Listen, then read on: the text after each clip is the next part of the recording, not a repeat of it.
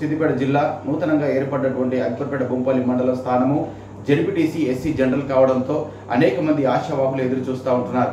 కాంగ్రెస్ పార్టీలో సీనియర్ నాయకులుగా కొనసాగుతున్నటువంటి బొంపల్లి భీమరావు గారికి కాంగ్రెస్ పార్టీ ఇన్ఛార్జ్ శ్రీనివాస్ రెడ్డి గారు బీఫామ్ ఇస్తానని హామీ ఇవ్వడంతో ఆయన సంతోషాన్ని వ్యక్తం చేస్తూ ఉంటున్నారు.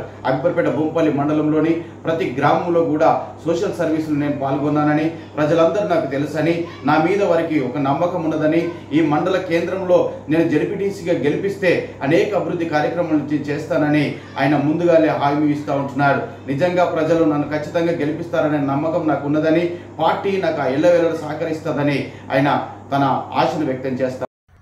నూతనంగా ఏర్పడినటువంటి అక్బర్పేట బొంపల్లి మండల కేంద్రమైన జెడ్పీటీసీగా ఎస్సీ జనరల్ కావడంతో మాకు సామాజిక వర్గానికి, ఎస్సీ సామాజిక వర్గానికి జెడ్పీటీసీ జనరల్ ఎన్నికల కమిషన్ నియమించిన సందర్భంగా నేను దుబ్బాక నియోజకవర్గ చెరుకు శ్రీనివాసరెడ్డి అండదండలతోని, ఆయన సహకారంతో బొంపల్లి అక్బర్పేట మండల జెడ్పీటీసీగా నాకు ఆయన బీఫామ్ ఇస్తానని చెప్పి మనకు మాట కూడా ఇచ్చిండు. కాబట్టి శ్రీనివాసరెడ్డి అండదండలతోటి అక్బర్పేట బొంపల్లి మండల జెడ్పీటీసీగా నేను బరిలో ఉంటున్నా. కాబట్టి ఈ ప్రాంతంలో తొలి దశ ఉద్యమాల నుంచి మలి దశ ఉద్యమాల వరకు అనేక ప్రజా ఉద్యమాలలో చాలా చురుకైన వ్యక్తిగా, ఈ ప్రతి గ్రామాలలో మండల కేంద్రమైనటువంటి ఈ ప్రాంతంలో చుట్టూ గ్రామాలలో మంచి గుర్తింపున్న వ్యక్తిగా అనేక సేవా కార్యక్రమాలు చేస్తూ ప్రజల కోసం పరితాపిస్తూ ప్రతినిత్యం ప్రజలలో ఉంటున్న వ్యక్తిగా గుర్తింపు ఉంది. కాబట్టి